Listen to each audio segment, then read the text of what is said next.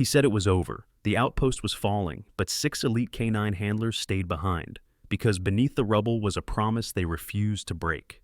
The 8th rocket of the day punched through the east wall of Outpost 7 Kilo at 16:47 hours.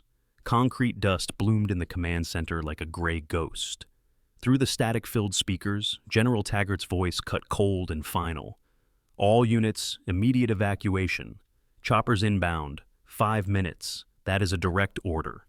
42 Delta Force operators had arsonally boarded the transport helicopters. Medical staff had packed their supplies into duffel bags and were sprinting toward the landing zone. The entire outpost was emptying like water through a broken dam, except for 6 people. The K9 unit stood in a loose circle around the hospital wing entrance, rifles at low ready, 6 Belgian Malinois panting beside their handlers. Nobody moving, nobody explaining. Captain Gaines sprinted across the compound, boots kicking up dust, face flushed red beneath his helmet.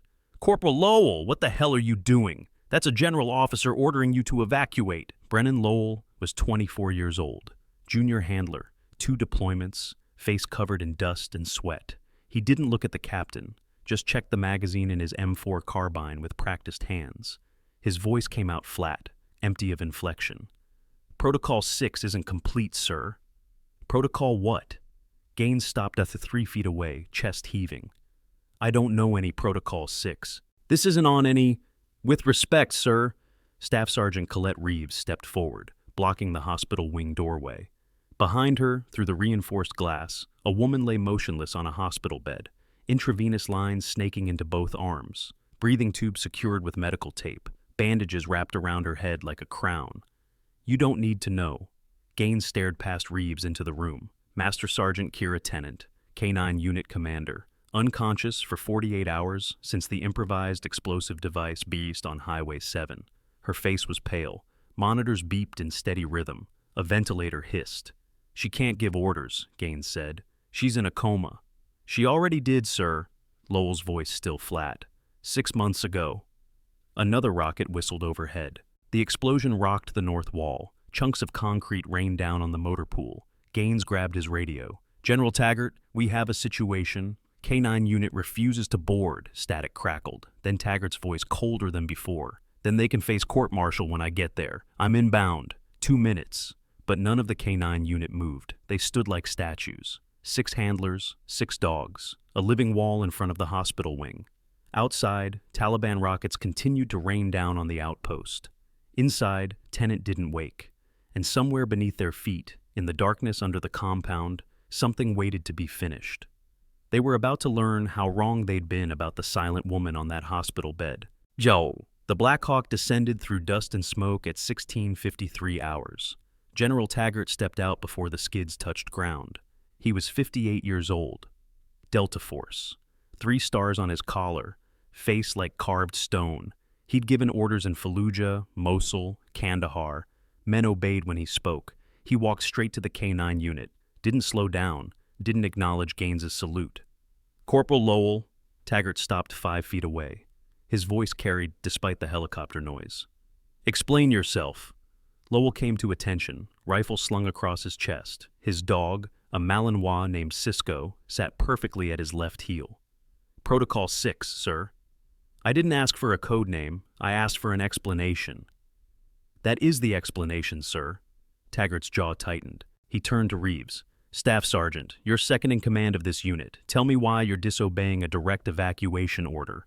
Reeves stood with her shoulders back, combat medic patch on her sleeve. Her dog, Athena, also a Malinois, watched Taggart with amber eyes. "We're not disobeying, sir. We're completing." "Completing what?" "Our mission, sir." "Your mission is to evacuate when ordered." "No, sir." This came from Sergeant First Class Fletcher Winslow, 38 years old, veterinarian, quiet until now. "Our mission is Protocol 6. Taggart looked at each of them in turn. Lowell, Reeves, Winslow, then Specialist Dashiell Pike, Tech Specialist 22, too young to have that kind of certainty in his eyes. Sergeant Nala Ibarra, Explosives Detection, 31, standing like she was rooted to the ground. And Private First Class Ember Corvin, 20 years old, newest member, clearly terrified but holding position.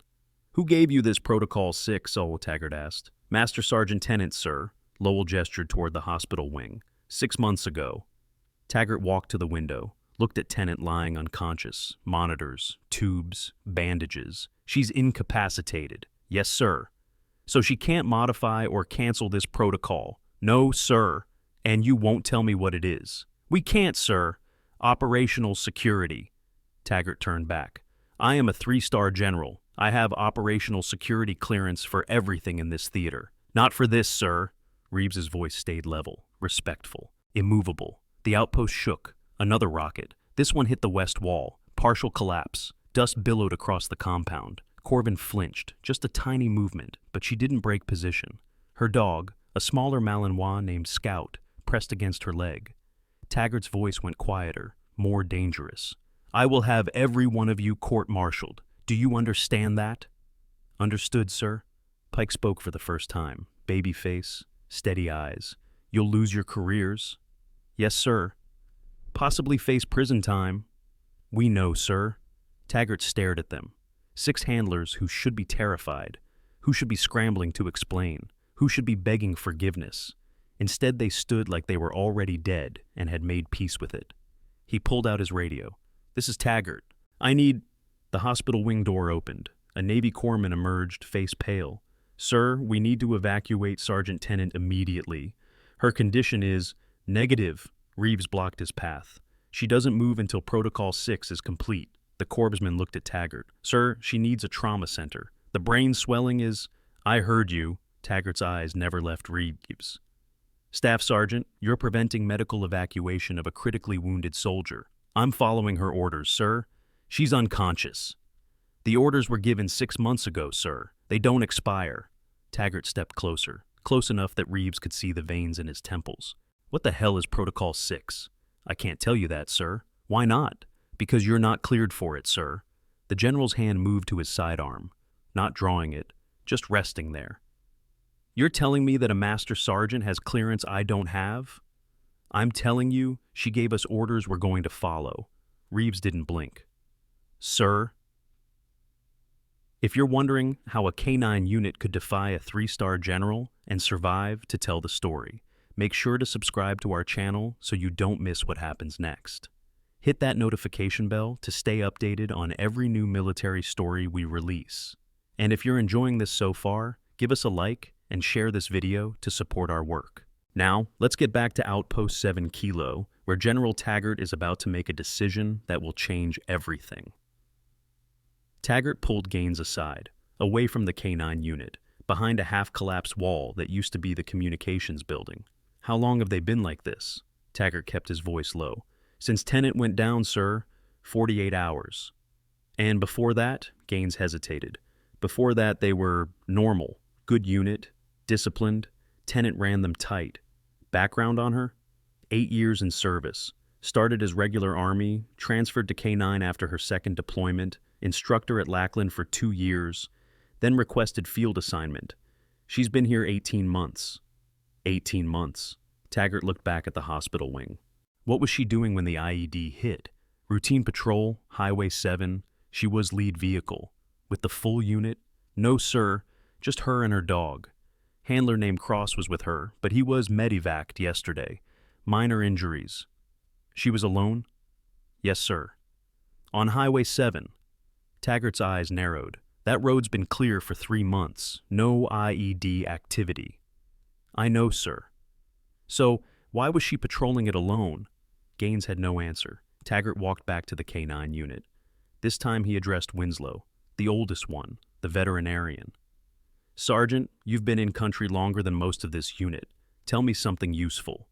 Winslow stood at parade rest. About what, sir? About Tennant.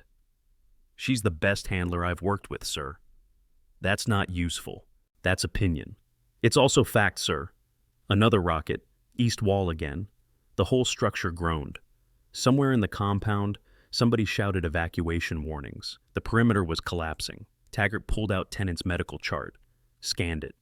Traumatic brain injury, multiple contusions, possible spinal damage. She should be dead. Yes, sir. Winslow's voice stayed flat. But she's not. No, sir. Why? Don't know, sir. Maybe she's got something to finish. Taggart looked up from the chart. You mean Protocol 6? I mean what I mean, sir. The general closed the chart, handed it back to the corpsman. Then he turned to Lowell. Corporal, you're the junior handler here. You joined this unit when? 4 months ago, sir. 4 months. So, you've known Tennant for 4 months. Yes, sir. And in 4 months, she convinced you to disobey a general officer and risk court-martial. Lowell's jaw tightened. She didn't convince me of anything, sir. She just trained me. Trained you to disobey orders? Trained me to complete the mission, sir, no matter what. Even if it kills you? Even then, sir. Taggart studied the young corporal. Fresh face, old eyes. You remind me of someone. Sir? Never mind. Taggart keyed his radio. All remaining units, this is General Taggart. Final evacuation in 10 minutes. If you're not on a chopper, you're staying here when this outpost falls. That includes K9 unit. 10 minutes. Taggart out. He walked away. Gaines followed. Sir, are you really going to leave them? Watch me. But Gaines noticed something. Taggart kept looking back at the hospital wing, at Tennant lying unconscious, at the 6 handlers who wouldn't move. At 16:58 hours, a civilian appeared at the perimeter gate. Afghan male, late 50s. Traditional clothing, hands raised, no weapons visible. He walked straight through the dust and smoke like he owned the place. 2 Delta operators intercepted him. Weapons up. Stop. Identify yourself. The man kept walking. I am Hamid. I must see Sergeant Tennant. The outpost is evacuating. Turn around. No. Hamid's English was accented but clear. I wait for her. She promised. The operators looked at each other. One of them grabbed his radio. Captain Gaines, we've got a local national at the gate, requesting access to medical. Says Tennant made him a promise. Gaines appeared 30 seconds later, looked at Hamid. Sir, this facility is under attack. You need to leave. Where is Sergeant Tennant? That's classified. She promised me. Hamid's voice cracked. 6 families, safe passage. She promised. Gaines froze. What did you say?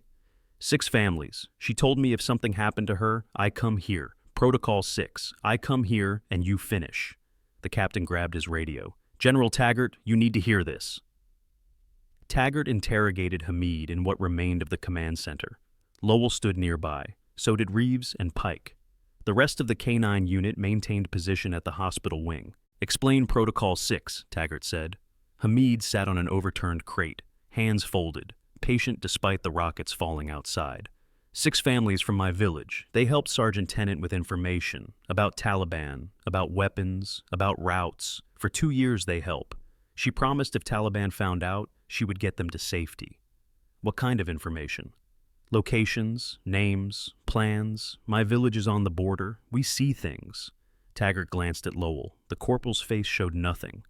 And Tennant promised to extract these families if they were compromised? Yes. Did she file official reports on these informants? Hamid shook his head. She said official channels would take too long, too many questions. She said she would handle it herself. That's unauthorized. Taggart's voice went cold. She was running her own intelligence operation. She was keeping her word. Another rocket, closer this time. The ceiling rained dust on all of them. Taggart didn't flinch. Where are these 6 families now? Hamid met his eyes. Safe, waiting. Waiting where? For Sergeant Tennant to wake. She's in a coma. She might not wake.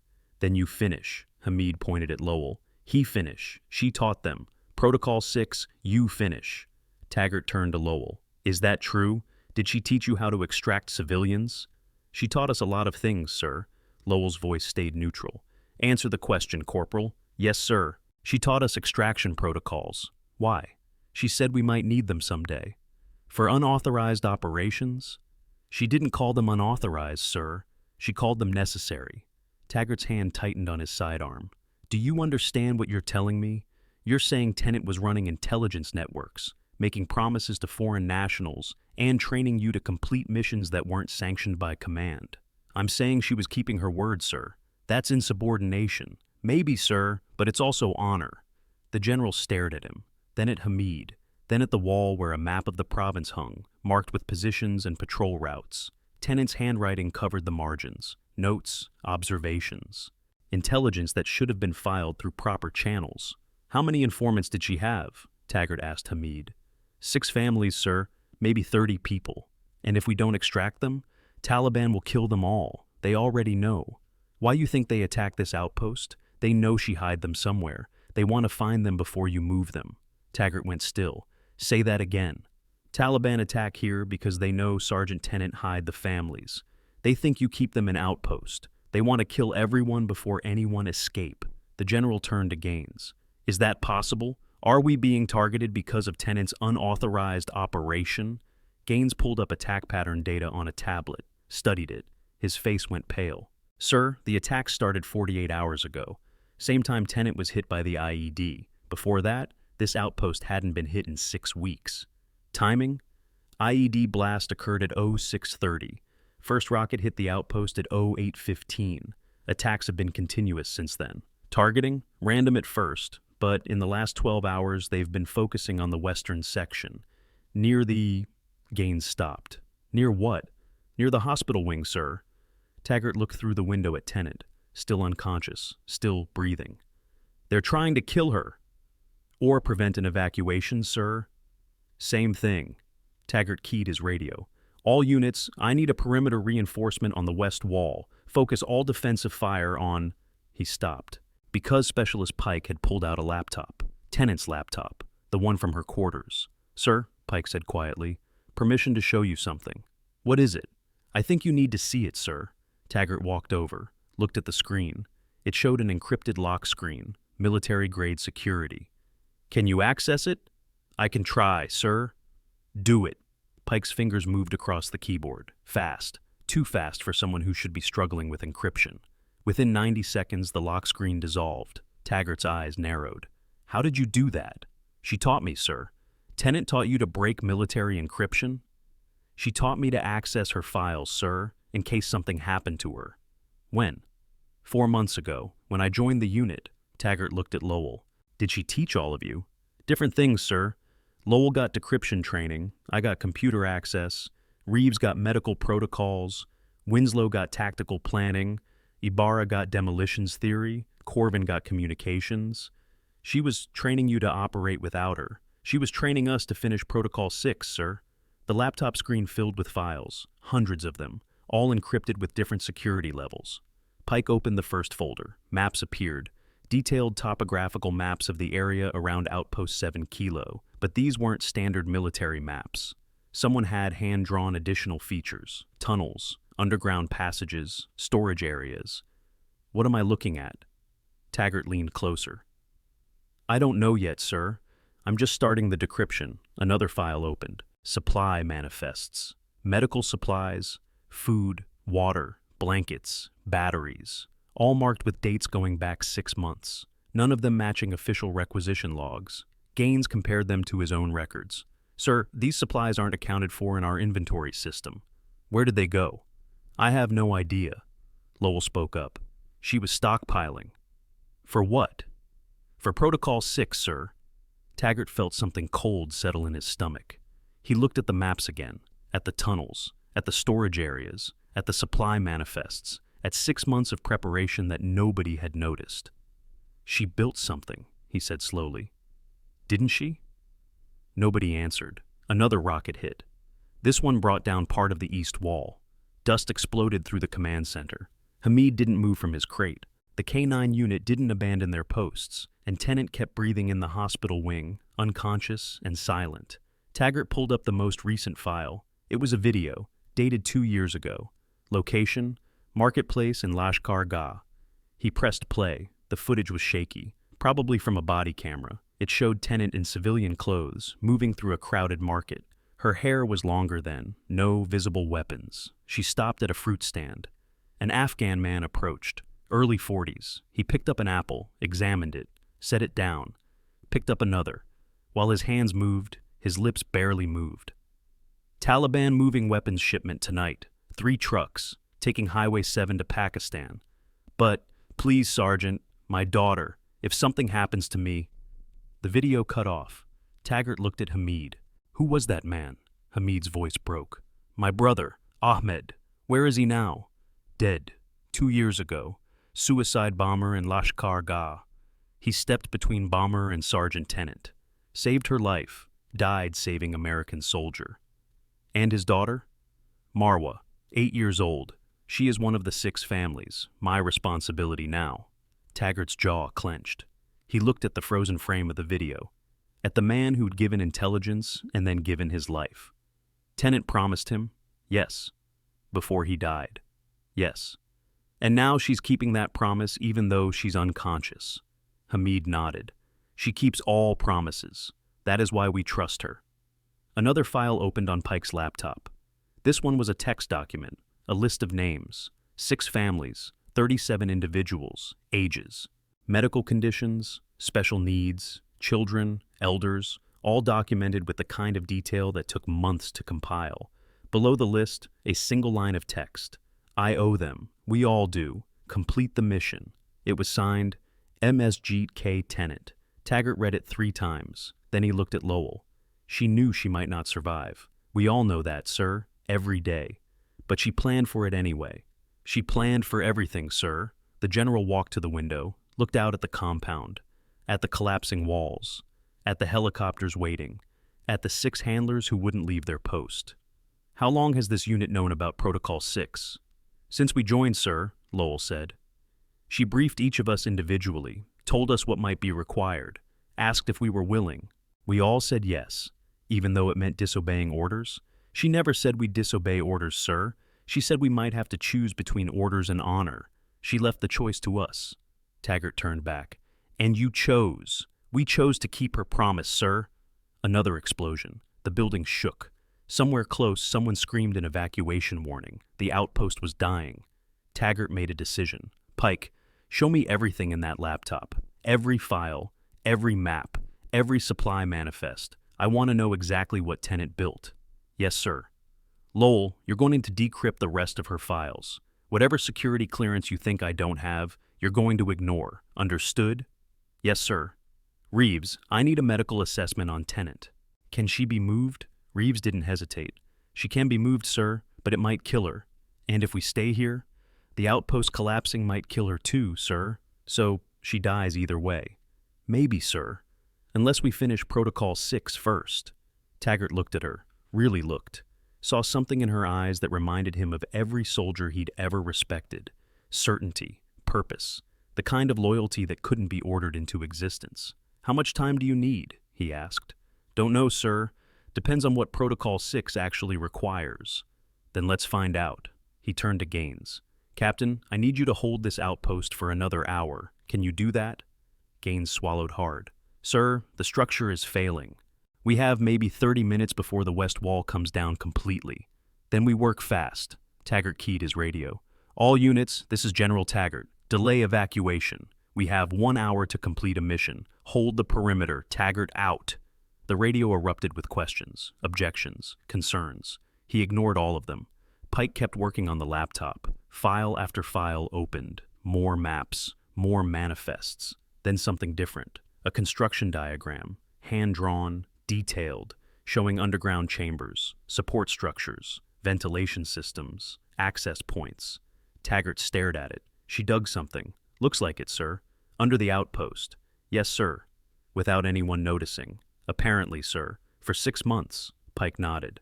The manifests show she requisitioned tools, cement, wood, ventilation, equipment, all through legitimate channels but listed as maintenance supplies for the kennels. The kennels?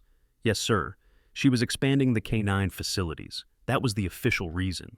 But these diagrams... He zoomed in on the construction plans. These show something much larger than kennels, sir. Taggart felt the pieces falling into place.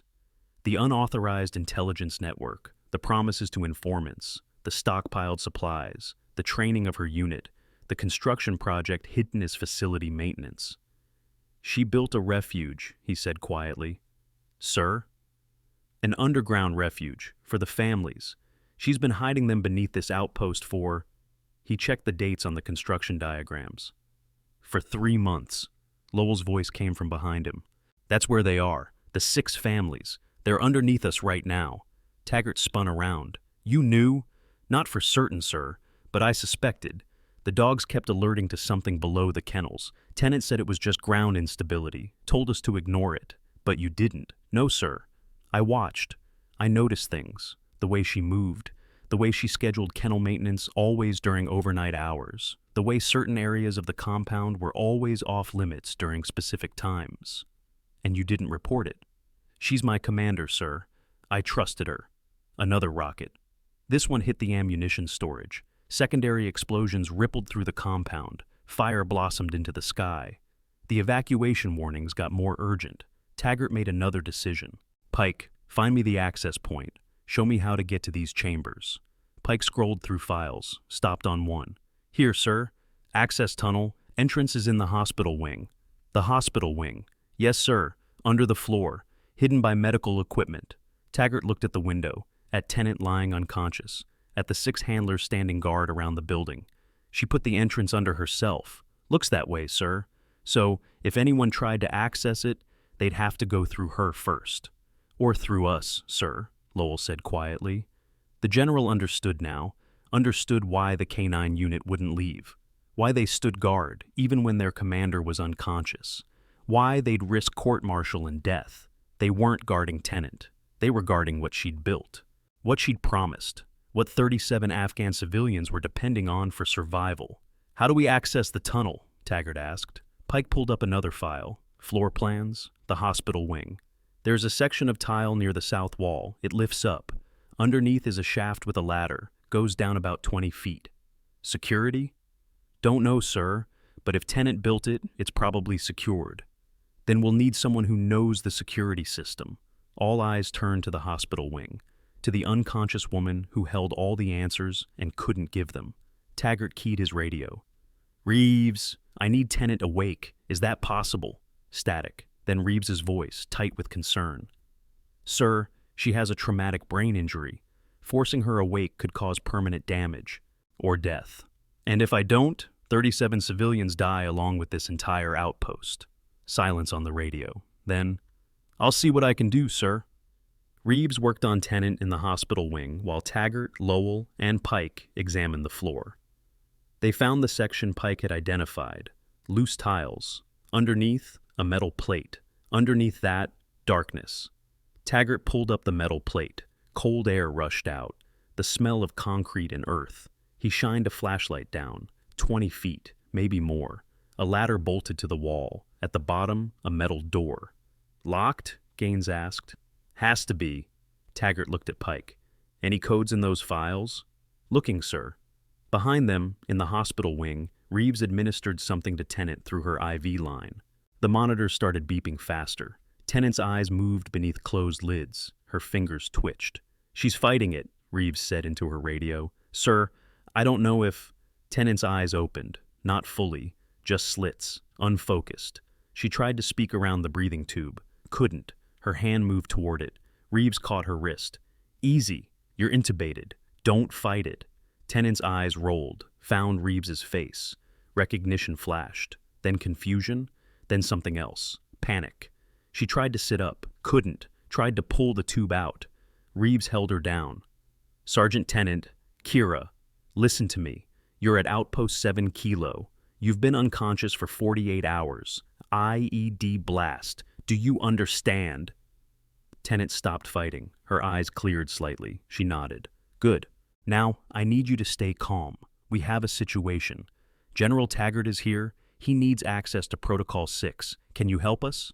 Tennant's eyes went wide. She tried to shake her head. Couldn't. Tried to speak. Couldn't. Her hand moved in small gestures, signing something. Reeves looked at Lowell through the window. Do you know sign language? Some, ma'am. She taught us basics. Get in here. Lowell entered the hospital wing, knelt beside the bed. Tennant's hand moved again. Slow, deliberate. Letters spelled out in the American Sign Language. CODE. She's giving us the code, Lowell said. Tennant's fingers continued. 7, 2, 8, 4, 9, 1. Lowell memorized it. Got it. Tennant's hand dropped. Her eyes started to close again. Reeves checked the monitors. She's crashing. I need to sedate her before... But Tennant's hand shot up again, grabbed Lowell's wrist. Her grip was weak, but urgent. Her eyes locked on his. She mouthed something around the breathing tube. Lowell leaned closer. What? I can't. She mouthed it again. 3 words. He read her lips. His face went pale. What did she say? Reeves demanded. Lowell stood up, walked out of the hospital wing. His hands were shaking. Sir, she gave us the code. 728491. Good. What else? She said, Lowell's voice cracked. She said, don't let them see. Don't let who see what? I think she means the families, sir. Don't let them see what she built. Taggart descended the ladder. Lowell followed. At the bottom, they found the metal door. A keypad glowed in the darkness. Taggart punched in the code, 728491. The lock clicked open. Taggart pushed the door inward. What he saw made him stop breathing. The chamber was huge, hand-dug, walls shored up with concrete and wood, LED lights strung along the ceilings casting white light over everything, medical supplies stacked in corners, food, water, blankets, toys for children, and people, 37 of them, 6 families, women in headscarves, men with weathered faces, children of all ages, elders sitting on makeshift beds, all of them looking up as the door opened, all of them silent, afraid, hopeful. Against the far wall, an 8-year-old girl sat holding a pair of dog tags. The name stamped into the metal read, Tenant. Surrounding her were drawings, children's drawings taped to the concrete, stick figures, a female soldier with a dog, protecting stick figure families from stick figure enemies. In every single drawing, the soldier stood between the families and danger. Taggart stood in the entrance, Lowell beside him. Neither man moved. Finally, the girl with the dog tag stood up, walked over, looked up at Taggart with dark eyes that had seen too much. Where is Sergeant Kira? She asked in careful English. Taggart had no answer. The girl's lower lip trembled. She promised. She said she'd come back. She promised. Behind them, on the surface, another rocket hit the outpost. The entire underground chamber shook. Dust fell from the ceiling. Children whimpered. Mothers pulled them close. Taggart knelt down, eye level with the girl. What's your name? Marwa. Marwa, I'm General Taggart. Sergeant Tennant is hurt, but she sent us to finish her promise. Do you understand? Marwa looked at him, then at Lowell, then back at the dog tags in her hand. She wake? I don't know. She has to wake. She promised. Another explosion. Closer. The lights flickered. Taggart stood up, looked at the 37 people hiding in a chamber beneath a collapsing outpost. At 6 months of work, at a promise made to a dying man 2 years ago, at the kind of commitment that didn't show up in military regulations. He keyed his radio. All units, this is Taggart. We have civilians in the underground chambers. 37 individuals. Prepare for extraction. We're bringing them up. Static. Then a voice he didn't recognize. Male. Accented. Not American. No, General, you're not. Taggart froze. Who is this? This is someone who knows what you're hiding. We've been watching. We know about the informants, we know about the tunnel, and we know that Sergeant Tennant is incapacitated. Identify yourself. I am the reason those families are hiding, General. I am the reason they will die. Taliban. Taggart's blood went cold. You're targeting this outpost because of them. We're targeting this outpost because of her, because she made promises she cannot keep, because she built something in secret, because she thinks she can protect traitors. They're civilians. They're collaborators. They gave information to Americans. They helped kill our brothers, and now they will pay. Another rocket hit. The chamber shook violently. A support beam cracked. Women screamed. Children cried. You have 10 minutes, General, the Taliban voice said. Then we collapse that outpost on top of everyone. Your soldiers, your helicopters, and especially those 37 traitors hiding underground. 10 minutes. Choose wisely. The radio went dead. Taggart looked at Lowell, at Marwa, at the families pressed against the walls, at the drawings of a soldier who stood between them and death.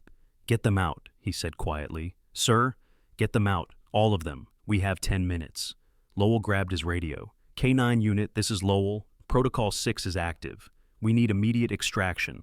37 civilians. Location is underground chamber accessed through hospital wing. Move now. The unit responded instantly, not with questions, not with hesitation. They moved. Reeves appeared at the tunnel entrance within 90 seconds. Then Winslow, then Pike, then Ibarra, then Corvin, all of them descending into the chamber, all of them seeing what Tennant had built. None of them looked surprised. You knew, Taggart said. "We suspected, sir," Reeves replied. "She trained us for this. We just didn't know when it would happen, or if she'd be here to lead it. She's still leading it, sir." Reeves gestured at the civilians already lining up. Following procedures they had obviously practiced. She planned every detail, even her own absence. The extraction began, children first, then elders, then the able-bodied adults, one at a time up the ladder, one at a time through the hospital wing, one at a time toward the helicopters. But the outpost was collapsing faster now. Rockets every 30 seconds. The west wall was gone. The north wall was failing. Fire spread from the ammunition storage. 7 minutes left. Halfway through the extraction, Pike's laptop beeped. Another file had decrypted. He opened it. His face went white. "Sir, you need to see this." Taggart looked at the screen. It showed a detailed analysis. Not of the tunnel, not of the chamber, of the attack pattern on the outpost. Tennant had predicted it 3 weeks ago. She'd documented the exact timing, the exact targeting, the exact escalation pattern the Taliban would use. She'd known they would discover the families, known they would attack, known she might not be there to lead the extraction. She'd planned for all of it. At the bottom of the file, a single sentence. "They will threaten to collapse the outpost. They will give you 10 minutes. Don't believe them. You have 6. Taggart checked his watch. 3 minutes had passed since the Taliban radio call. 3 minutes left, not 10. "Move faster," he shouted. "We have 3 minutes, not 10. The extraction accelerated. Dogs helped herd children. Handlers carried elders. Everyone moved with urgent efficiency. 2 minutes left. 23 civilians still underground. 1 minute left. 11 civilians still underground. 30 seconds. Marwa was third from last. She climbed the ladder with the dog tags clutched in her hand. At the top, she looked back down at Taggart still in the chamber. "General," Lowell's voice from above, "we need to move. Go, get them to the choppers. Sir, you need to—" The explosion was different, not a rocket, something bigger. The entire outpost shifted. Concrete groaned. Metal screamed. They were collapsing the structure deliberately. Controlled demolition. 10 seconds. Taggart pushed the last 2 civilians toward the ladder. "Climb, now!" They climbed. He followed. Halfway up, the ladder shook. Bolts tore free from the concrete. The shaft started to collapse. He climbed faster. Hands grabbed him from above, pulled him through. The metal plate slammed down. Below, the chamber imploded with a sound like the world ending. Taggart rolled to his feet in the hospital wing. Tennant still lay on the bed, unconscious, monitors still beeping. The corpsman was disconnecting her from the equipment, preparing to move her. "All units, status," Taggart shouted into his radio. "Delta team clear. Medical clear. K9 unit clear. All civilians loaded. Choppers lifting off." Taggart grabbed Tennant's gurney, helped the corpsman push it toward the door. Behind them, the hospital wing wall cracked. Ceiling tiles fell. The building was dying. They ran. Across the compound, through smoke and dust. Toward the last helicopter, its rotors already spinning. Door gunner waving them forward, 20 meters. The west wall collapsed completely. Concrete and steel fell like an avalanche, 10 meters. Rockets hit the fuel storage. Fireball erupted into the sky, 5 meters. Taggart and the corpsman lifted Tennant's gurney into the helicopter, jumped in after it. The chopper lifted before they even sat down. Below them, Outpost 7 Kilo died. Walls fell, buildings collapsed. Everything Tennant had built, both visible and hidden, disappeared into rubble and fire. But 37 civilians were in the air, safe, alive, because a master sergeant who was unconscious had made a promise 2 years ago and had spent 6 months ensuring it would be kept, even if she wasn't there to keep it herself. Taggart looked at Tennant as the helicopter climbed. She lay still, eyes closed, breathing steady. The monitors showed weak but stable vitals.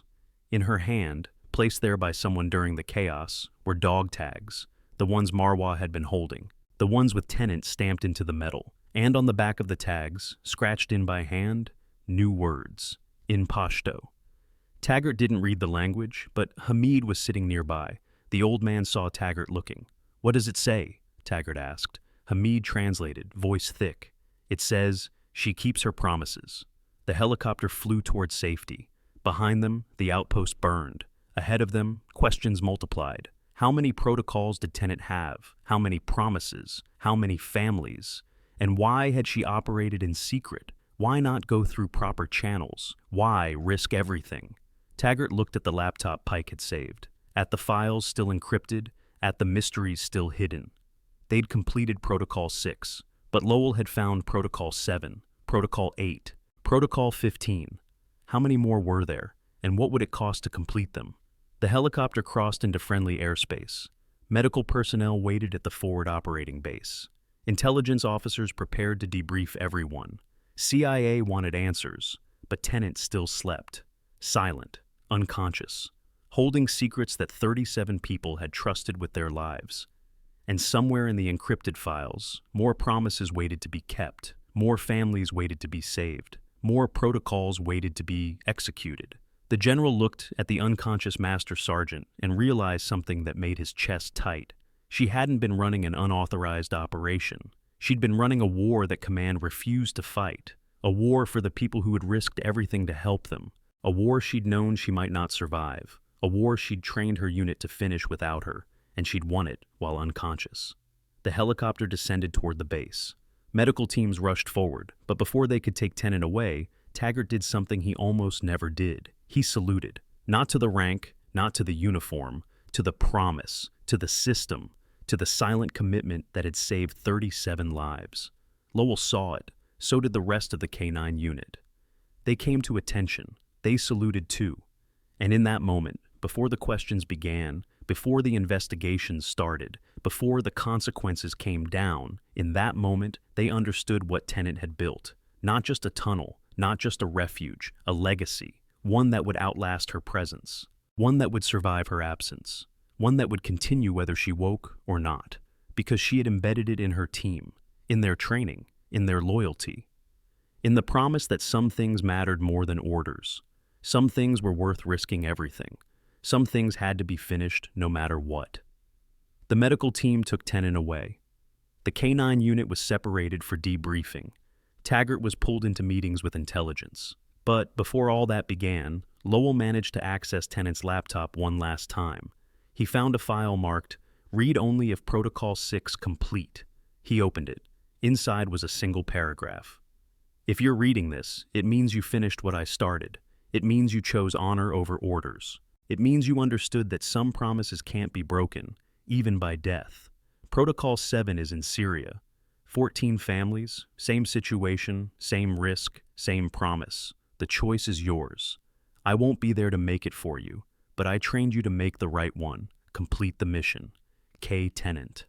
Below that, coordinates, contact information, resources, everything they'd need to save 14 more families, everything they'd need to continue a war their unconscious commander couldn't fight. Lowell stared at the screen, then he closed the laptop. Because some questions couldn't be answered yet, some choices couldn't be made in a moment, some legacies took time to understand. But one thing was certain, Protocol 6 was complete. And 37 people were alive because a woman who was silent had spoken through her actions, had built systems that outlasted her consciousness, had made promises that others would keep. The helicopter door closed, the rotors spun, the base disappeared below them, and Tenet slept on, holding dog tags that proved she'd kept her word, even when she couldn't speak it, even when she couldn't fight for it, even when she couldn't lead it. She'd found a way, and that way was still working, still saving lives, still keeping promises, still fighting a war that command didn't know existed. Until now. The forward operating base at Kandahar received them with controlled chaos. Medical teams swarmed Tenet's gurney before the helicopter fully landed. Trauma doctors, neurologists, equipment that beeped and hissed and monitored every failing system in her body. She was gone within 90 seconds. Wheels on concrete, automatic doors, fluorescent lights. The K-9 unit watched her disappear into the medical facility and knew they might never see her conscious again. Taggart didn't watch. He was already moving toward the command building, where 3 colonels, 2 CIA officers, and a State Department liaison were waiting. Their faces showed the kind of anger that came from being kept in the dark. The 37 Afghan civilians were separated immediately. Different building, armed guards, not prisoners, but not free either. Translators were summoned, background checks initiated. Every person would be questioned about how they'd ended up in an underground chamber beneath a forward operating base. Hamid was taken first. The old man went quietly, still holding the photograph of his brother Ahmed, the one who died saving Tenet 2 years ago. Lowell and the rest of the K-9 unit were escorted to a briefing room.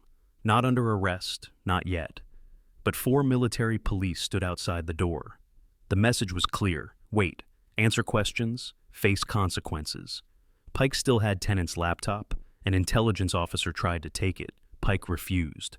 "Sir, this is classified material related to..." "It's evidence," Pike said quietly. "In whatever investigation you're about to start. I'm maintaining chain of custody." The officer looked at Taggart. The general nodded. "Let him keep it, for now." They waited in silence. 6 handlers, 6 dogs. Nobody spoke. There was nothing to say that wouldn't sound like justification or excuse. They'd made their choice at Outpost 7 Kilo. Now they'd live with it. 47 minutes later, Taggart emerged from the command building. His face was unreadable. He walked to the briefing room, dismissed the MPs, closed the door. "You're not under arrest," he said. "Yet." Reeves stood. "Sir, if charges are being filed, they should be filed against me. I'm second in command. The decision to stay was mine." "No, ma'am." Lowell stood too.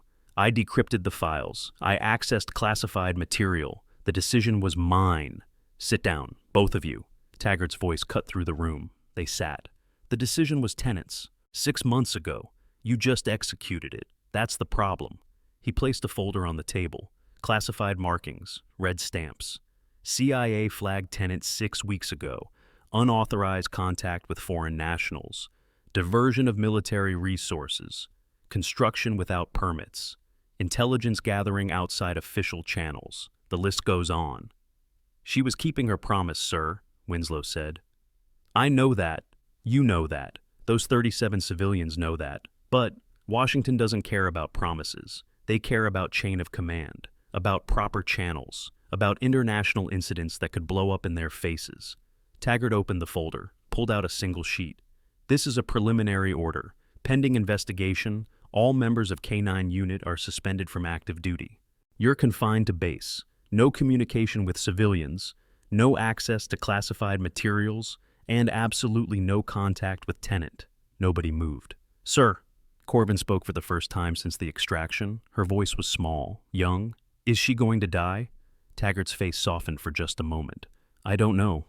The doctors are working on her. Brain swelling is down, but she hasn't woken up. Even when they removed the breathing tube. Can we see her?" "No." "Sir?"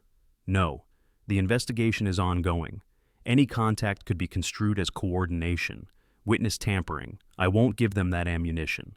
He pulled out more documents, spread them across the table. Maps, supply manifests, construction diagrams, all from Tenet's laptop.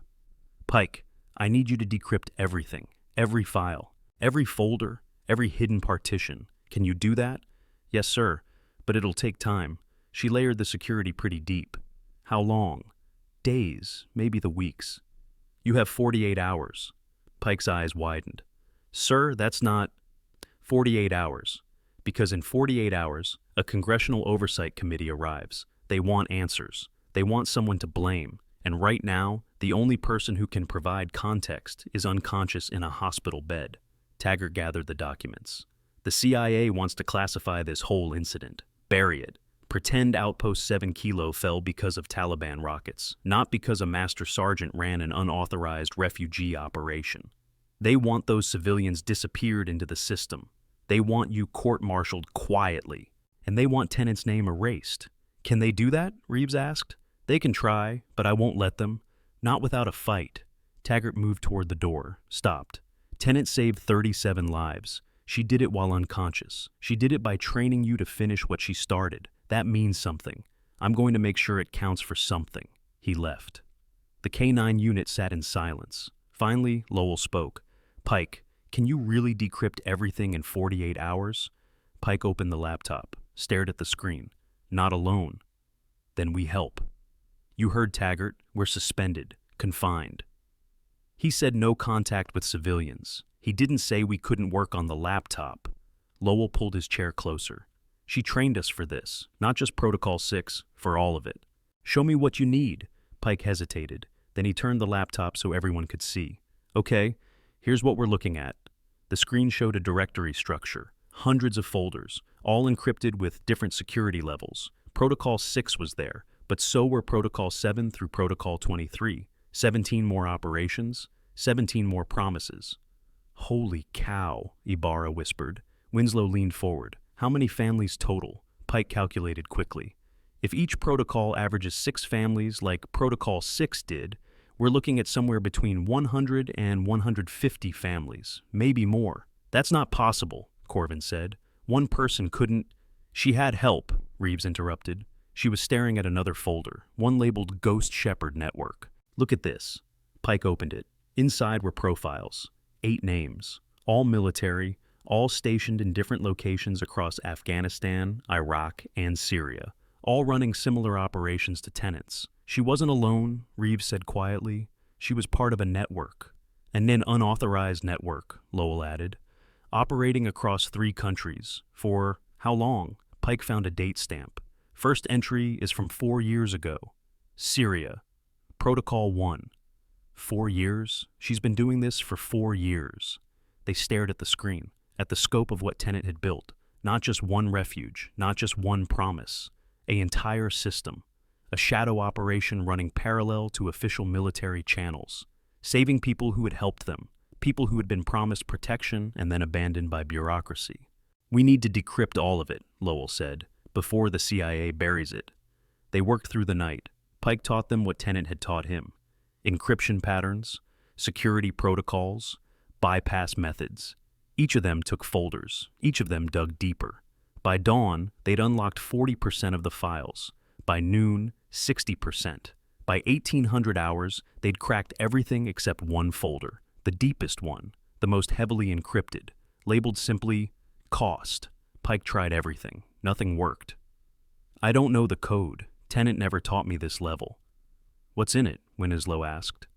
Don't know. Could be anything. Financial records, casualty reports, evidence of... Pike stopped. Evidence of what? Evidence of why she kept it secret. They stared at the folder, at the lock they couldn't break, at the truth they couldn't access. At 2200 hours, a medical officer entered the briefing room. Captain Rodriguez, trauma surgeon. His face was exhausted. She's awake. Everyone stood. For how long? Reeves asked. 3 minutes, then she crashed again. But she was lucid, aware. She tried to speak. What did she say? Rodriguez pulled out a small notepad. She couldn't talk, vocal cords still damaged from the breathing tube, but she wrote something, one word. He showed them the notepad, in shaky handwriting, cost. That's the folder, Pike said, the one we can't decrypt. She wants us to open it. But we don't have the code. Rodriguez flipped the page. She wrote something else before she lost consciousness again. Numbers, 8 digits, written in the same shaky hand. Pike entered them into the laptop. The cost folder unlocked. Inside were medical records, not for the refugees, for the operators. The 8 people running the Ghost Shepherd network. 3 of them were dead, killed in action, not during official operations, during unauthorized extractions, during promises kept. 2 were in military prisons, court-martialed, convicted of treason for helping foreign nationals. 1 was discharged dishonorably, living in a homeless shelter in Virginia. 1 was missing, presumed captured by Taliban. And Tenet. Status, critical. Prognosis, unknown. Below the medical records were financial documents. Tenet's personal accounts, drained. Every dollar spent on supplies, bribes, transport. She'd bankrupted herself funding Protocol 6. There were legal documents, restraining orders against her, cease and desist letters, official warnings from command, all ignored.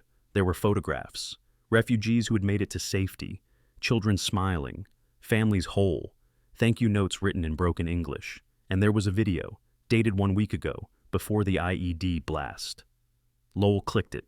Tenet appeared on screen, sitting in her quarters at Outpost 7 Kilo, face drawn, eyes tired. She looked directly at the camera. If you're watching this, I'm either dead or unable to complete the mission. Her voice was hoarse, strained. The cost folder contains everything you need to understand why I did this, why I kept it secret, why I couldn't go through official channels. She paused. Took a breath. 3 of our network are dead. 2 are in prison. 1 is dishonorably discharged. 1 is missing. I will probably join them soon. That's the cost of keeping promises that bureaucracy won't honor. Another pause. Longer. The CIA wants to shut us down.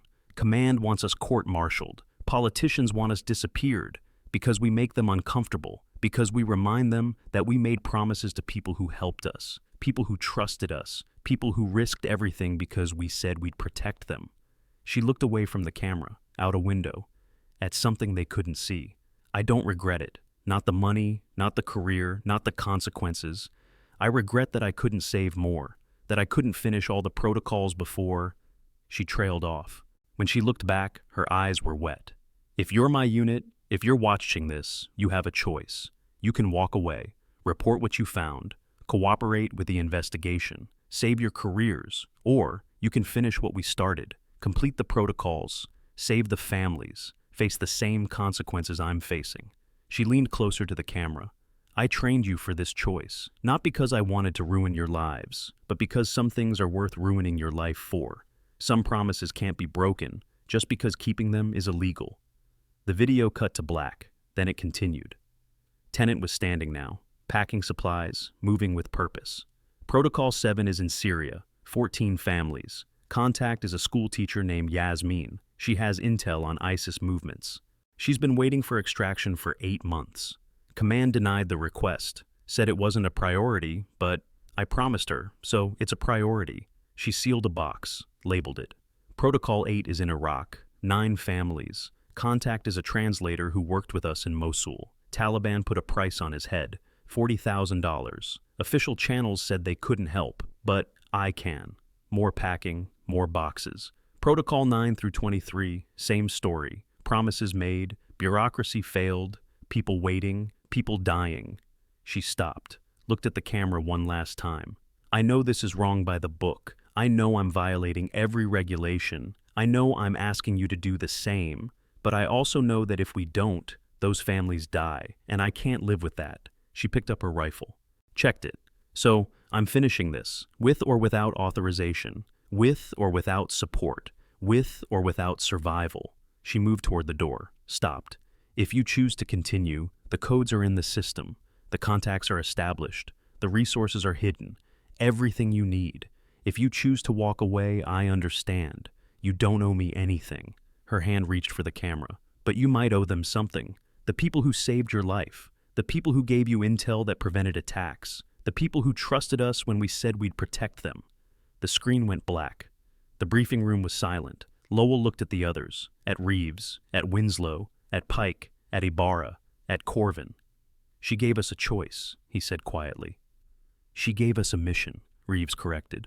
A mission that could destroy our careers. Our careers are already destroyed. We stayed at Outpost 7 Kilo. We executed an unauthorized operation. We're already facing court-martial. Winslow stood. The only question is what we do with the time we have left before they lock us up. Pike closed the laptop. Taggart said 48 hours. That's 48 hours to decrypt everything, to document everything, to make sure that even if they bury us, they can't bury what Tennant built. And then what? Then we face the consequences. They worked for 37 more hours, straight through, no sleep, minimal food, just 6 handlers and 6 dogs in a briefing room, unlocking secrets that could save lives or destroy careers. By hour 47, they had it all, every protocol, every family, every contact, every resource, every hidden account, every bribe paid, every regulation violated. The scope was staggering. Tennant hadn't just run one operation. She'd built an entire underground railroad, moving refugees who had helped coalition forces. From Afghanistan to Pakistan, from Iraq to Jordan, from Syria to Turkey, hundreds of people, thousands of promises. And she'd done it while teaching K-9 handling, while running official patrols, while filing reports that said nothing about what she was really doing. At hour 48, Taggart returned. With him were 2 colonels, 3 CIA officers, a JAG lawyer, and a State Department official. They took the laptop. They took the documents. They took the external drives where everything had been backed up. Then they took the K-9 unit into separate interrogation rooms. The questions lasted for hours, days. Each member was asked the same things in different ways. What did you know? When did you know it? Did Tennant order you to violate regulations? Did you participate willingly? Would you do it again? Lowell answered every question honestly. Yes, he knew. Yes, he participated. Yes, he'd do it again. So did the others. The investigators didn't know what to do with that. With soldiers who confessed to violations but showed no remorse, who admitted to insubordination but defended their actions, who faced court-martial but would make the same choices. On day 6, the Congressional Oversight Committee arrived. They reviewed the evidence, interviewed the refugees, examined Tennant's network. On day 9, they released their findings. The Ghost Shepherd network was unauthorized, illegal, a violation of international law, military regulations, and diplomatic protocols. It had also saved 423 lives. 423 people who'd provided intelligence to coalition forces, who'd risked their families to help end terrorism, who'd been promised protection and then abandoned by systems that moved too slow or cared too little. The committee was split. Half wanted criminal prosecution, half wanted medals. The compromise was bureaucratic, clinical, cold. The Ghost Shepherd network would be shut down immediately. All remaining protocols would be transferred to official channels. All refugees would be processed through proper immigration procedures. All financial irregularities would be investigated. Master Sergeant Kira Tennant would be administratively discharged, medical retirement, honorable conditions, no court-martial, but no acknowledgement of her service either. The K-9 unit would be reassigned, separated, scattered across different bases, never to work together again. The 8 operators who had run the network, the 3 dead, the 2 imprisoned, the 1 discharged, the 1 missing, and Tennant, would have their records sealed, classified, erased from official history. And the 423 refugees they'd saved would be quietly resettled, given asylum, allowed to disappear into America or Europe or Canada, their stories untold, their gratitude unspoken. It was justice without acknowledgement, consequence without punishment, victory without celebration. Taggart delivered the news to the K-9 unit on day 12. They listened in silence, accepted their reassignments, packed their gear. "What about Tennant?" Lowell asked. "She's being transferred to Landstuhl, Germany, full medical care until she recovers, then discharge." "Has she woken up?" "No." "Will she?" Taggart hesitated. "The doctors don't know. The brain injury was severe. She might wake tomorrow. She might never wake. Can we see her before we're reassigned?" "No. The order is clear. No contact." Lowell nodded, saluted, turned to leave. "Corporal?" He stopped. Taggart's voice softened. "For what it's worth, you did the right thing. At Outpost 7 Kilo, in the briefing room, all of it, you kept a promise. That matters." "Does it, sir?" "It does to 423 people. And to the 8 who paid for it?" Taggart had no answer. The K-9 unit was separated the next day, Reeves to Germany, Winslow to Japan, Pike to Fort Bragg, Ibarra to Kuwait, Corvin to Fort Hood, Lowell to Quantico. They said goodbye to their dogs, the Malinois who'd stood with them, who'd been part of Protocol 6, who'd helped save 37 lives. And they went their separate ways, wondering if Tennant would ever wake, wondering if the families would ever be safe, wondering if it had all been worth it. 6 months passed. Lowell was teaching basic K-9 handling at Quantico when he got the email. Subject line, "She's awake, no signature, no explanation." Just an address in Stuttgart, Germany, a refugee processing center, and a time, 1400 hours, Saturday. He requested leave, got on a plane, crossed the Atlantic with no idea what he'd find. The refugee center was concrete and glass, institutional, cold, nothing welcoming about it except the people inside. Families waiting for asylum, children learning new languages, adults trying to start over. Lowell walked through the main entrance at 1357. A receptionist directed him to classroom 3. He found it, stopped outside. Through the window, he saw 47 children, different ages, different backgrounds, all sitting at desks, all learning English from a young woman at the front of the room. The woman was Afghan, mid-20s, confident. She wrote vocabulary words on a whiteboard while the children copied them into notebooks. One of the children looked up, saw Lowell, gasped. "Corporal Brennan!" Marwa, 8 years old. The girl who'd held Tennant's dog tags in the underground chamber. She jumped up, ran to the door. The teacher tried to stop her, but Marwa was already in the hallway, throwing her arms around Lowell. You came! You came! Hey, Marwa. Yeah, I came. Sergeant Kira said you would. She said if I waited here, someone would come. Lowell knelt down. Tenant is here? Yes, she come last month. She help us. She... Marwa looked back at the classroom, at the teacher.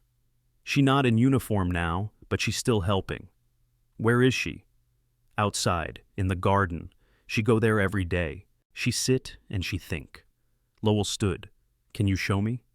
Marwa led him through the building, past offices, past dormitories, past common areas filled with refugees rebuilding their lives. Out a back door to a small garden, benches, plants, a few trees, and sitting on a bench, facing away from them, a woman.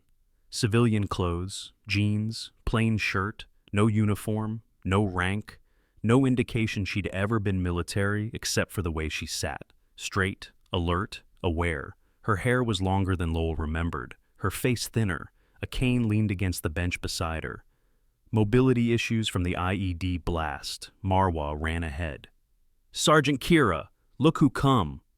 The woman turned, and Lowell saw her face for the first time since Outpost 7 Kilo.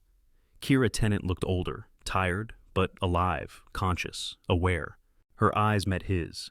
Recognition flashed. Then something else. Relief? Regret? He couldn't tell. Corporal Lowell, she said quietly. Her voice was rough, damaged vocal cords still healing. Master Sergeant Tennant, he came to attention, saluted. She didn't return it. I'm not a Master Sergeant anymore. Yes, ma'am, I heard. She gestured to the bench. Sit. He sat. Marwa climbed onto Tennant's lap. The girl chattered in a mix of English and Pashto. Tennant listened patiently, answered in broken Pashto, smiled when Marwa showed her a drawing from class. She's doing well, Tennant said to Lowell. I can see that.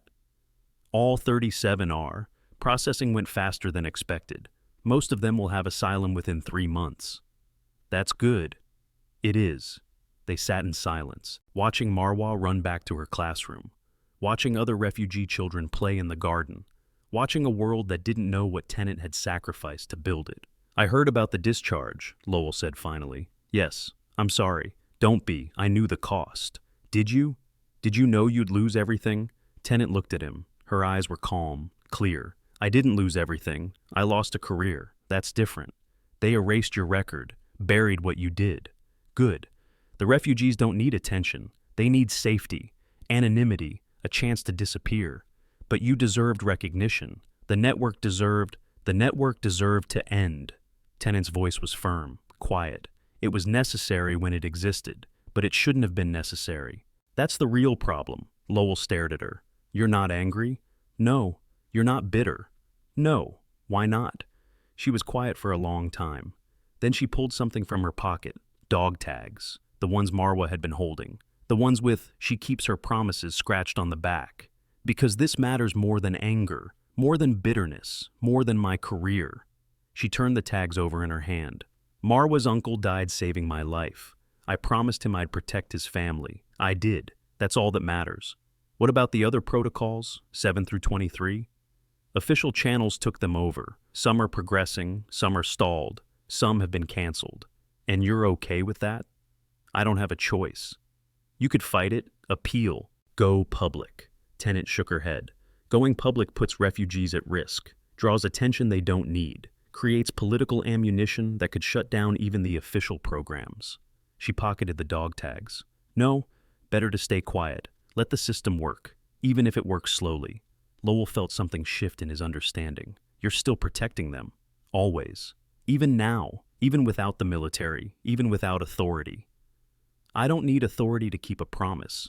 He looked at her. Really looked. At the woman who had built an empire in secret and watched it crumble without complaint. Who'd sacrificed everything and called it necessary. Who'd lost her career and said it didn't matter. The unit asked me to tell you something, he said. If I ever saw you again, what? That we'd do it again, all of it. Protocol 6, the extraction, the investigation, the separation. We'd make the same choice. Tennant's eyes softened. You shouldn't. You still have careers. We have careers because you trained us, because you showed us what matters. We're not going to forget that. You should, for your own good. With respect, ma'am, that's not your decision. She almost smiled. Almost. You sound like me. You trained me well. They sat in silence again, longer this time, comfortable. Finally, Tennant spoke. There's something you should know, something I didn't include in the files. What? Protocol 7, the one in Syria. I saw the folder, 14 families. Schoolteacher named Yasmin. They're out. Lowell turned to her sharply. What? They were extracted 3 months ago, through official channels. The State Department finally approved the visas. All 14 families are in Turkey now, waiting for final asylum processing. How do you know this? I have contacts, people who update me, people who remember the network. The network is shut down. The official network is shut down, but the people who believed in it are still there, still working, still keeping promises. Lowell understood. You're still running operations. I'm staying informed. That's not the same thing. It's close enough. He should have been shocked, angry, concerned. But all he felt was recognition. Of course she was still involved. Of course she couldn't just walk away. Of course the promise mattered more than the rules. Does Taggart know? Probably. He's smarter than he looks. Will he stop you? He hasn't yet. Why not? Tennant looked out at the garden, at the children playing, at the families healing. Because he understands something that most people don't, that sometimes the system fails. And when it fails, people like us have to fill the gap, even if it costs us everything. Her phone buzzed. She pulled it out, looked at the screen. Her expression didn't change, but Lowell saw something in her eyes. Focus, purpose. I have to go, she said, standing, using the cane for support. Where? Appointment. With who? She didn't answer, just started walking toward the building, stopped, looked back. Lowell, ma'am, thank you for completing Protocol 6, for protecting the unit, for being willing to pay the cost. You trained us for it. I trained you for a lot of things, not all of which you should use. She turned away, but I'm glad you used that one.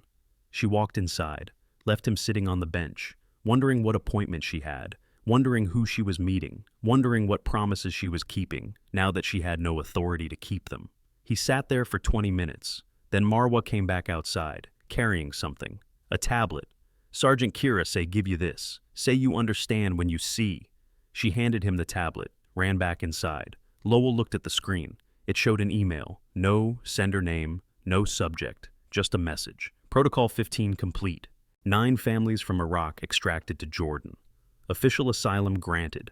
Contact sends thanks. Requests to know if Protocol 16 possible. 12 families. Yemen, high risk, low probability. Awaiting guidance.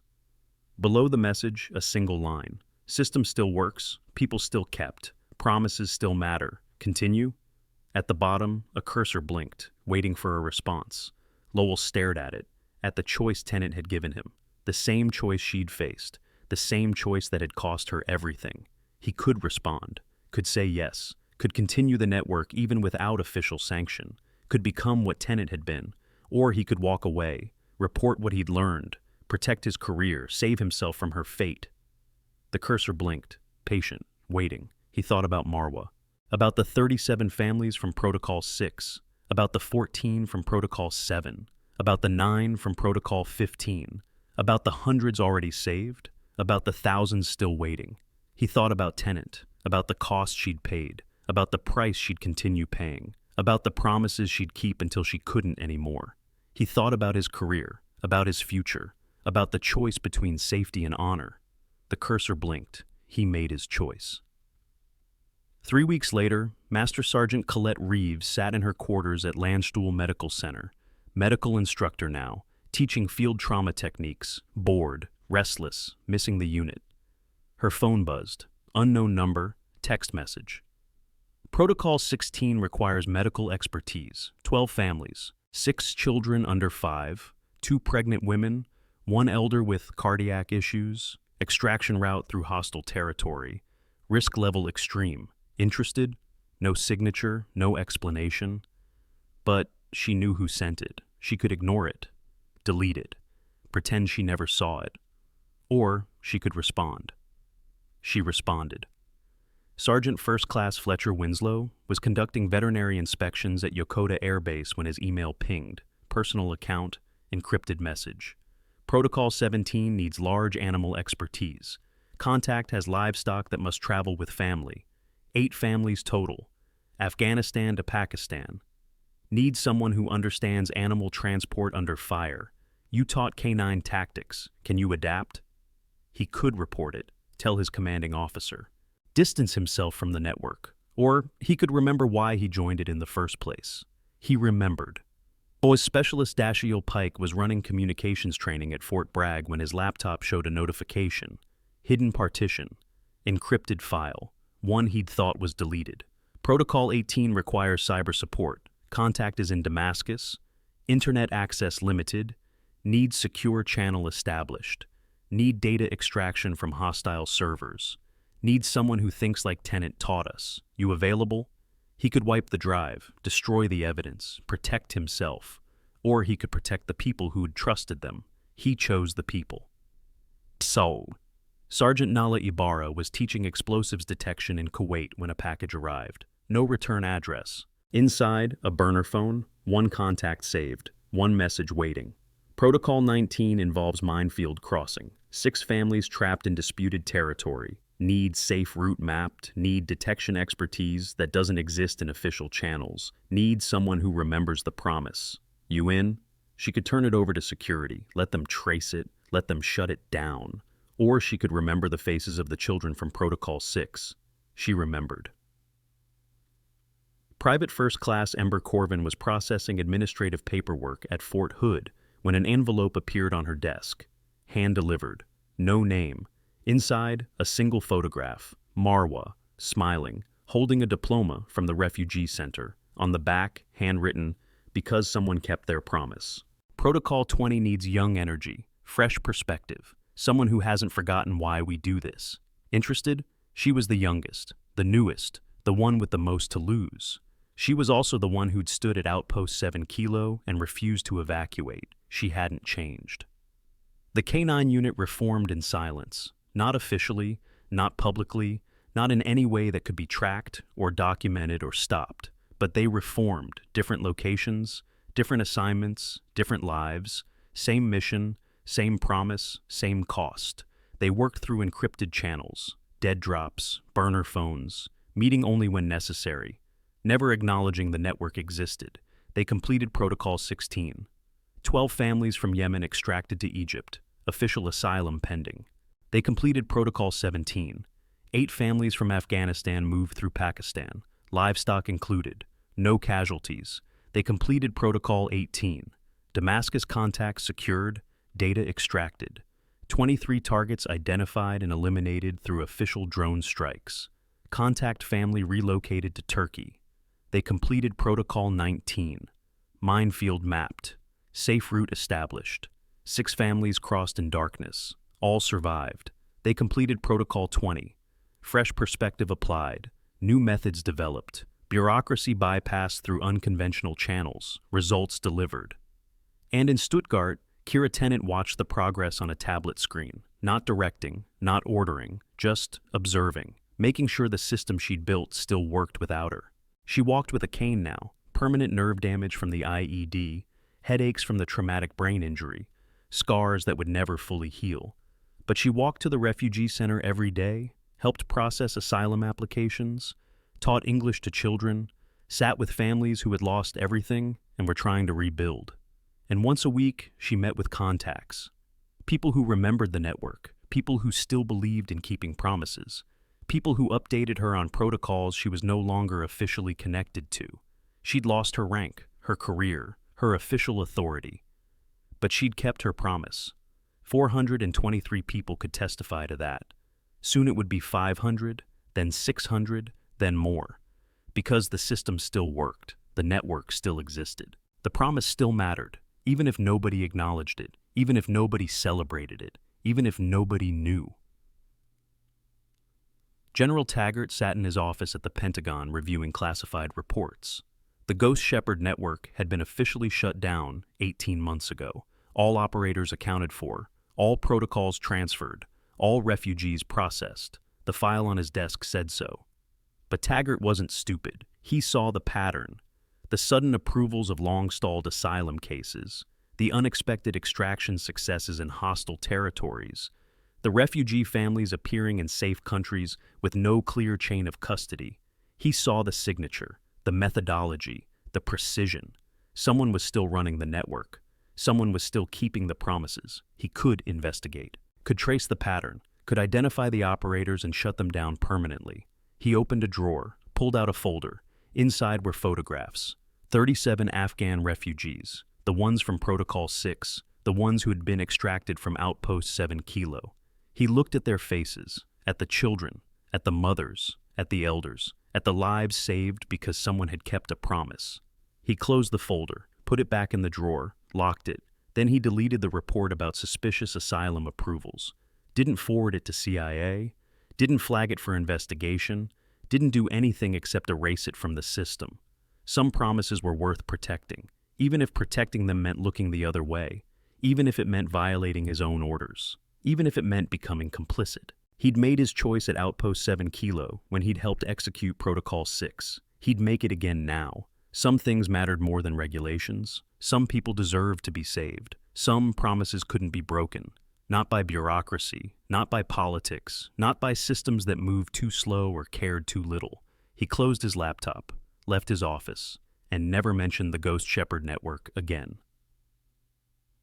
2 years after Outpost 7 Kilo fell, Brennan Lowell stood in a cemetery in Virginia. Small ceremony, private, few attendees. They were burying one of the Ghost Shepherd network operators, the one who had been dishonorably discharged, the one who'd been living in a homeless shelter, the one who'd died of complications from injuries sustained during an unauthorized extraction 5 years earlier. No military honors, no flag, no acknowledgement of service. Just a grave, a marker, a handful of people who remembered. Lowell placed a challenge coin on the headstone. So did Reeves, and Winslow, and Pike, and Ibarra, and Corvin. 6 coins from 6 handlers who had continued what this operator had started. At the edge of the cemetery, a woman stood, civilian clothes, cane, watching from a distance. Kira Tennant. She didn't approach, didn't speak, just stood there, bearing witness, honoring a promise made years ago to someone who'd paid the ultimate cost. After the ceremony, after the others had left, Lowell walked over to her. "I didn't know you'd be here," he said. "I knew him. Worked with him on Protocol 3. He was good, dedicated. He deserved better. He got court-martialed. He got honor. That's better than medals." They stood in silence, looking at the fresh grave, at the coins glinting in sunlight, at the marker that told only part of the story. "How many protocols are left?" Lowell asked quietly. 7, 8 if you count the new one that came in last week. "Will we finish them?" "I don't know. Depends on resources, on luck, on how long we can operate before someone shuts us down permanently." "And if they do shut us down?" Tennant looked at him. Her eyes were clear, calm, certain. "Then someone else will start it again, because the need doesn't stop. The promises don't expire. The people don't stop needing help just because we're not there to give it. Is that enough? Knowing someone else might continue? It has to be." Lowell nodded, understanding. The work was bigger than any one person, bigger than any one network, bigger than any one promise. It was a system, an idea, a commitment that transcended individuals, and it would continue, in some form, by some people, until the promises were kept or the people keeping them were all dead. "Protocol 21, Tennant said suddenly. "Libya, 17 families. They have been waiting 2 years. Official channels denied them. They're running out of time. What do you need?" "Everything. People, resources, risk tolerance. It's the most dangerous extraction yet." "When?" 3 months. Maybe less." Lowell looked at the grave, at the operator who died keeping a promise, at the cost that had already been paid, at the cost that would continue to be paid. "I'm in. You could die. So could they. Your career is already over. I'm just choosing how it ends." Tennant almost smiled.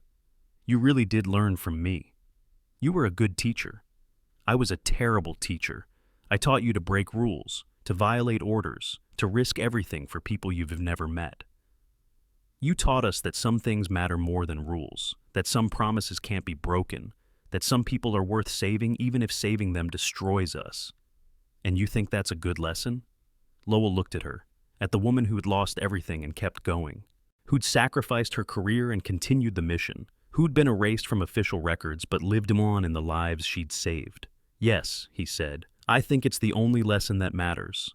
Tennant was quiet for a long time. Then she pulled out her phone, showed him a message. Protocol 22, Syria, 21 families. Protocol 23, Iraq, 14 families. Both critical, both denied by official channels, both desperate. 2 protocols at once? We'll need to split the unit. High risk, low support, minimal extraction routes. We'll do it. You're sure? I'm sure. She pocketed the phone. Then let's get to work. They walked out of the cemetery together, not as commander and subordinate, not as master sergeant and corporal, but as 2 people who'd made the same promise, who'd accepted the same cost, who'd chosen honor over career and would pay for that choice until there was nothing left to pay with. Behind them, the grave held its silent vigil. Ahead of them, families waited for rescue. Between them, a promise that wouldn't break, couldn't break. Not while there were still people willing to keep it, not while there were still lives to save, not while there was still breath in their bodies and choices left to make. The Ghost Shepherd network was officially dead, but the promise lived on. In every extraction, every risk, every sacrifice, in every life saved by people who'd lost everything to save them, in every choice made by soldiers who understood that some things were worth dying for, and some promises were worth keeping, no matter the cost.